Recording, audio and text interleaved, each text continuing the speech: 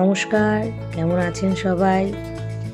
পশ্চিমবঙ্গের ঘরকন্যার একটি ব্লগে আপনাকে স্বাগত। জীবনে আমার কিছুই ভালো হচ্ছে না, তাই ভাবছি একটু ভালো করার জন্য চলে যাচ্ছি একটু তারকেশ্বরে বাবার মাথায় জল ঢালে যদি জীবনে একটু ভালো কিছু করতে পারি, এই উদ্দেশ্য নিয়ে আজ সকাল সকাল বেরিয়ে পড়লাম তারকেশ্বরে। রাস্তা খুবই সুন্দর, দেখতেই পাচ্ছেন, দুদিকে সুন্দর গাছপালা। নিজের জীবনটাও যদি অতটাই সুন্দর হতো ততটা ভালো লাগতো না, কিন্তু বাস্তবটা তা নয়। তা যথারীতি আমরা চললাম আজ তারকেশ্বরে। রাস্তায় যেতে যেতে ভাবলাম কত সুন্দর জায়গা, এখানে যদি একটা নিজের বাড়ি করতে পারতাম কতই না ভালো হতো। কিন্তু ওই যে বলে স্বপ্ন কখনো সত্যি হয় না।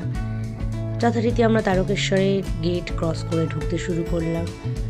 সামনে আমাদের আগে একটি নীল গাড়ি আমাদের অতিক্রম করে চলে গেছে। ওর জীবনে অনেক তাড়া, ওই জন্য বেশি তাড়াতাড়ি যাচ্ছে। দেখে মনে হচ্ছে যেন ওর পেছনে কেউ ছুঁচোবাজি ছুড়ে দিয়েছে আর ও পালাচ্ছে। যাই হোক, তারকেশ্বরের মন্দিরের ভেতরে ক্যামেরা অ্যালাউ নেই, তাও আমি অনেক চেষ্টা করে মন্দিরের ভেতর ভিডিও তো করতে পারিনি, কটা ছবি তুলে নিয়েছি আমাদের। দেখুন, আমি আমার কর্তার যে পেছনে তাকিয়ে আছে উনি পুরোহিত।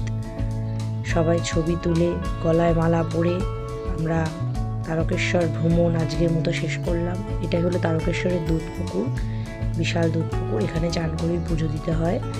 আর এখানে কিছু দোকান আছে, পুজোর জিনিসপত্র বিক্রি হয়। এটা হলো নন্দী মহারাজ, সামনে থেকে দেখলে হবে না, পাছার দিকটাও দেখতে হবে।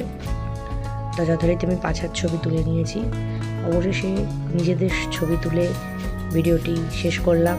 আপনার ভালো লাগলে অবশ্যই একটা লাইক করে দেবেন, পাশে থাকবেন। নমস্কার।